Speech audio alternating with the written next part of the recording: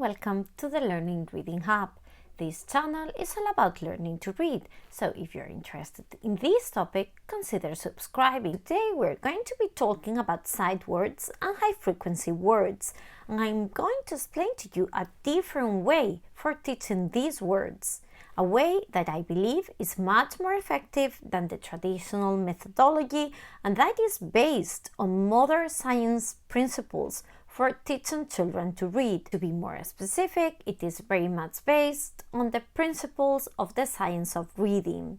And at the end of the video, I will also share with you 3 bonuses for extra effectiveness when teaching high-frequency words to your child. One of them is an actual document of high-frequency words that you can get on the video description, but not your usual one. I won't keep talking about it right now, because it will all make sense after watching the video. So let's get started. First of all, let's clarify what sight words and high-frequency words are, because they are 2 different things. And normally these 2 terms are used as synonyms, as if they were the same, and this can be really confusing. As the name indicates, high-frequency words are the most common words in the English language. These high-frequency words might be part of the adults list. They could be the fry instant words or high-frequency words selected from a specific reading program you could be following. For instance, those words, the ones that you may be most familiar with, since these words are the most commonly used when teaching children high-frequency words, make up for 50% to 75% of the English language used in school books, library books, newspapers, and magazines. That is according to Doltz, actually, who, if you didn't know, was a major proponent of the whole word method for teaching children to read, and compiled this list of words back in the 30s, 40s. I believe that is the reason why they are called sight words more often than not. It is because there is this belief that these words should be learned and identified in an instant just by sight. In fact, the common approach in the schooling system is to send home lists upon lists of these sight words for students to memorize. Teachers tend to group the words by numbers or colors. In general, high-frequency word instruction is disconnected from phonics instruction. Maybe this follows the tradition and the actual belief of Doltz, who, as I mentioned before, was a major proponent of the whole word approach. By the way, if you're confused about what I mean by the whole word approach, then I recommend you check some videos on the channel about this topic. I leave links above and below on the video description. We were saying that in general there is a disconnect between high-frequency words instruction and phonics instruction. And this, my friends, is a terrible mistake, especially for some students. Some of these high-frequency words are in fact decodable phonetically, and in most cases, if not all the parts in the word are decodable, at least some chunks of the words are. These, by the way, would be the real sight words, the ones that cannot be decoded phonetically, even though I would suggest giving them a different name, such as tricky words. I don't want to go into detail in this video of why I think that sight words, even for those words, is not the best name, because that is not the purpose of the video. But I say it for a reason. I may create a specific video about it. So, even if it sounds weird because of the way these high-frequency words are normally taught, the way I suggest for teaching high-frequency words is using Phonics Principles. Okay, let's have a look at a few examples and see how to go about it. The first thing that we need to look at is, can the high-frequency word that we're teaching our kid be explained phonetically with the phonics level that he or she is at this moment in time? Let's have a look at a few examples. The word and. Can it be explained phonetically? A making the A sound, N making the N sound, and D making the D sound? Well, yes, everything can be explained phonetically, and the level of phonics of the child doesn't need to be too advanced for understanding this.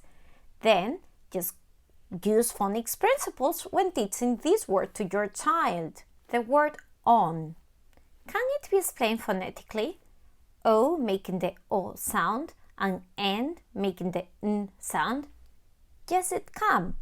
Then, in my humble opinion, it should be taught phonetically rather than by sight. The word said. Can it be explained phonetically? Well, yes and no. Only certain parts can. So, how can you go about it? Let's take a look in this quick presentation. The word said. Can it be explained phonetically? Well, yes and no. Only certain parts can. So, how can you go about it? First of all, ask your child how many sounds can he or she hear in the word said.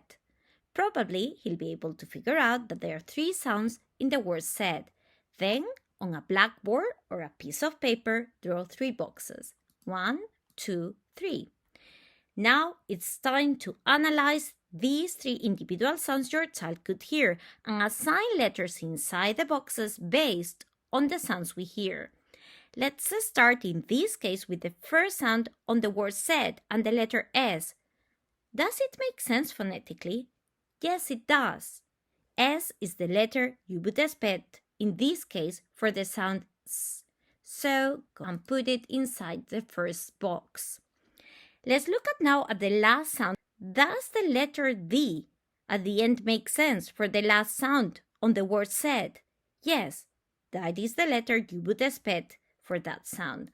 So you put it inside the third box. So you're left with AI for the E sound in the middle of the word. So put it in the middle box. That chunk does not make sense phonetically. So that is the part that needs to be memorized and learned by heart or by sight, or however you want to call it. The word has. Let's approach this word the same way. How many sounds can you hear? 3, then 1, 2, and 3 boxes. Dissect the word with your child into its individual sounds. Has. Assign the letters inside the boxes and figure out if they make sense phonetically or not. 8 makes sense phonetically, so let's put it in the box. A makes sense phonetically, let's put it in the second box. S doesn't make sense. We hear an Z sound. Then this is the part that needs to be memorized. Highlighted. As promised, because you stayed until the end of the video, I will also share with you some bonuses for extra effectiveness. Bonus number 1. When teaching patterns that are different to what you would expect phonetically, teach other words that follow the same unusual pattern. For instance, after teaching has, you can explain his, is, as.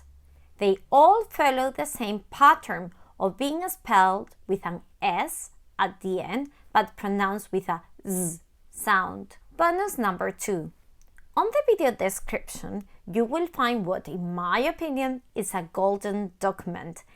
It contains the 220 adult high-frequency words classified by decodable, non-decodable, and it is exclusive to you. You won't find it anywhere else because I actually created it. The decodable words have also been assigned a level of difficulty from 1 to 4. This is because some decodable words require children knowing about certain rules or about letter combinations. For instance, the word then is decodable and also a high-frequency word, but it requires for the child to know about the letter combination T plus H that makes the th sound. I thought that assigning a level of difficulty to these words was a good idea because this way you can really understand the degree of difficulty of the high-frequency words that you're asking your child to work on. However, unfortunately, I can't really tell you in which specific order you need to introduce these words. It really depends on the program that you're using. The order should be aligned with whatever program, system, curriculum you're following. Hopefully, your program has given some thought and logic to this and is not just introducing these words sort of in random order. On the non-decodable high-frequency words, I highlighted for you the part that is non-decodable. For many words on the list, I also added comments to help you even further. Bonus number 3 or tip number 3. Align the introduction of the high-frequency words with the phonics materials that you're teaching your child. What does this mean? If you're teaching your child the T plus H letter combination sound, the, it is maybe a good opportunity to introduce high-frequency words that have this spelling, such as then or them. Bonus number 4. Well, this is a little trick that works for us. Sometimes I like to make little stories with my children in order to memorize these funny things that happen in the English language. For instance, for memorizing words such as why, what, when, where, a white, which, I like to tell the story about the letter W being really hungry, so hungry that she swallows the sound of the letter H. Then the H took revenge in the word who, and that is why we do not pronounce the W in that case. I don't know, this little story has really worked in our case, but it may not be the case for your child. Make it relevant to your child.